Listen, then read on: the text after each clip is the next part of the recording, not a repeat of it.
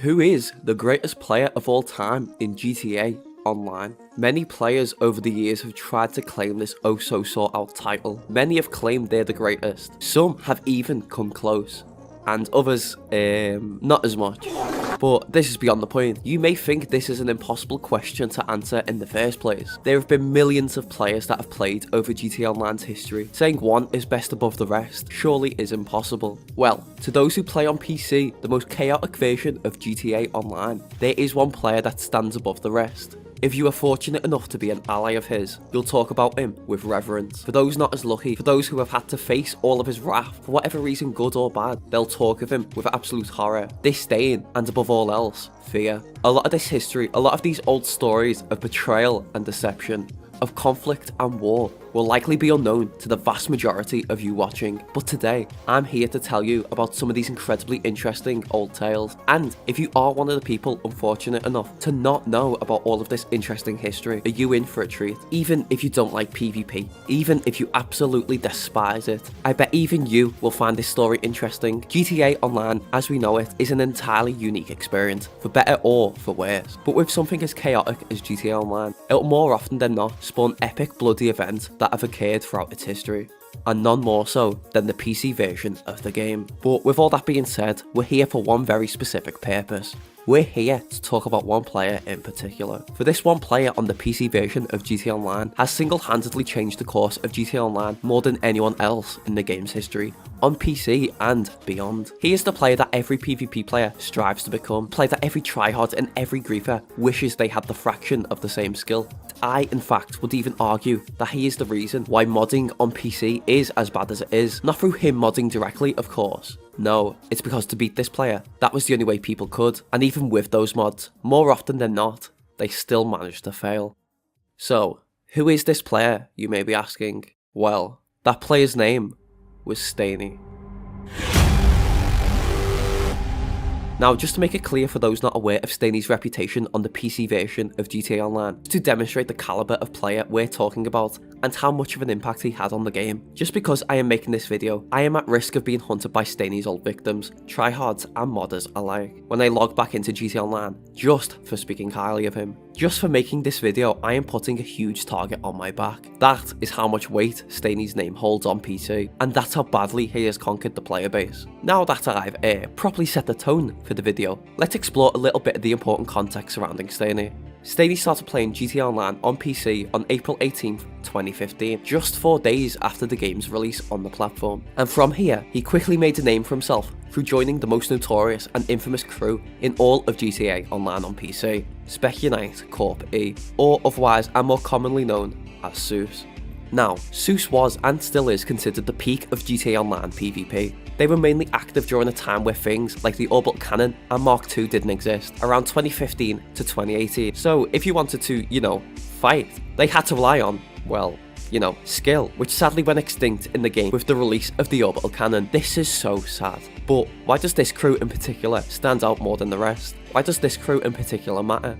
Well, great question. Now, you see, you're probably familiar with the concept of scores already in GTA Online, but if you're not, let me explain. Basically, in GTA Online, after you get a kill on a player, a scorecard shows up on the left-hand side of the screen, showing a player's kill-to-death ratio in that particular fight. And this is how players will gauge who has won a fight and who is better. The player with the higher score wins, essentially. Makes sense? Well, the thing is, there are actually two types of people that go after these scores. The bad ones, players with no skill going for scores against random players, low levels and grinders. And the good ones, the great ones even, who, in this instance, create crews to battle one another in an attempt to see who is ultimately the best, who don't fight random players who don't want to fight and who aren't involved in the crew battle. Of course, the bad player's scores, or their epic 1-0, is absolutely pathetic and worthless. The player they killed likely didn't want or even know you were meant to be supposedly fighting this guy in the first place. This sort of behaviour is, fair to say, entirely pathetic and ridiculous. However, the other sides are completely different. What if we had two opposing sides, two opposing crews, stacked with some of the best players in the game battling one another to see who could come out on top? Now, that sounds like an entirely different situation now, doesn't it? And it was. You see, the difference between a cringe Tryhard griefer getting a 1-0 and let's say a SUCE member getting a kill on an opposing crew was that these two teams, these two crews, chose to participate in a competition of sorts to see who was better. And this is ultimately what makes crews like SUCE vastly different to the modern day Tryhards you'll see griefing GTA Online lobbies today. They fought against like-minded crews who actively chose to participate in these fights with one another. They were entirely different from the regular idiot Tryhards killing random people you'll see roaming the streets of Los Santos in the present. In this context, in this situation where the two teams choosing to battle one another, scores are acceptable, given this was something both sides chose to participate in. Just like a football match or any other sport, two sides were established, the rules were set, and the parameters for success and failure were created. The crew with the highest score wins and gains all the glory, all the fame from victory, and the other losers left to be forgotten by history, to be ignored. Now, have I made scores in GTA Online sound acceptable yet? Sound interesting yet? Come on, don't you want to know who won? I know you do, don't I? I bet you're at least slightly curious as to how this epic war went down.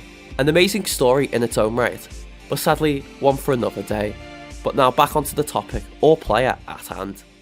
Now the question you may be asking is, what exactly made Staeni so special in the midst of all these legendary players? Staeni was of course a member of SUCE, but what made him so different? Why is he revered above the rest? Why is he considered the best? Well, you see, anyone, and I mean anyone, from SUCE or anyone else who is respected in the PvP community from back in the day, will gladly admit that Staeni was the best there was when it came to fighting in free mode. Now, there are multiple facets in what creates a great PvP player, such as sniping, dogfighting in jets and helicopters, map awareness, game knowledge, and of course more. The thing is, where other players in SUCE mastered maybe one or two aspects, Staeni was a champion in all. You've likely heard of the phrase, a jack of all trades can't be a master of any, right? Well, Staeni was the exception to that rule.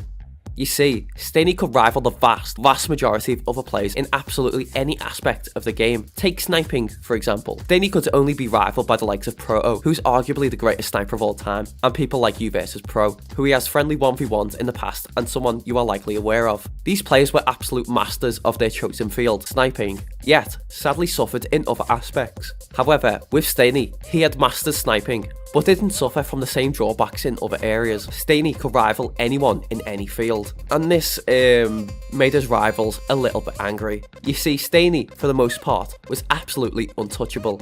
Anyone who tried fighting him in a fair 1v1 or in a fair crew battle was thwarted 99 times out of 100, and this absolutely infuriated his adversaries. So because of that, they began to play a little bit dirty, opting to use things such as ghost organization, off-radar jets and tanks, and passive popping to get easy kills on him whilst he was potentially unaware. But you see, as is the story with Staeni, if there was an aspect of the game he wasn't better at than 99% of the player base at, he'd learn to make sure he was, and playing dirty was no different. Staeni was the absolute master of finding unique ways to get scores on his opponents. He turned the tables back onto those that chose to play dirty by becoming an even greater dirty player than they ever were, which is pretty funny, you have to admit. It's the ultimate revenge for a low blow. However, where others began relying on such tactics as their sole method of gaining scores, Staeni would only use them against those that used them first, or were known for playing dirty already. Staeni, throughout his entire time on GTA Online, would often still do fair and clean 1v1s with opposing players, in which, of course, he would absolutely trounce them. But of course, what does a dirty player that's been outdated resort to? Well, you probably know the answer to this question. Mods. Yes, when these players couldn't get scores against Staeni, even whilst playing dirty, they resorted to modding to acquire them. But, as you probably are aware by now, Staeni managed to even find a way to combat these players. You see, at this point, Staeni's main accounts were infamous to the PvP player base. If they saw one of his usernames log into a GTA Online lobby they were in, they'd instantly enable their mods in an attempt to kill him. So, he began creating alternate accounts to hide the fact he was Staeni. He'd use these alt accounts to fight these modders, who generally didn't need to mod against anyone other than people like Staeni. They would have simply thought he was just another random GTA Online player, so they never had to resort to mods.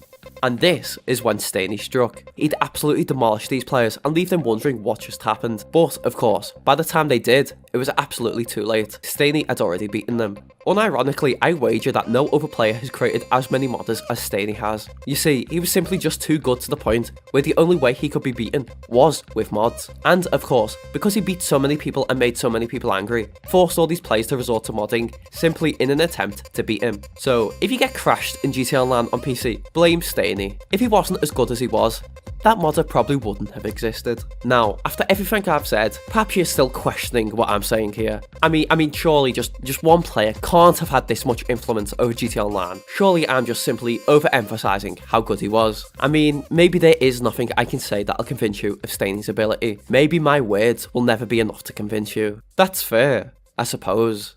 But of course, with that being said, maybe you just need to see it for yourself. Maybe if you see it with your own eyes, you too will understand.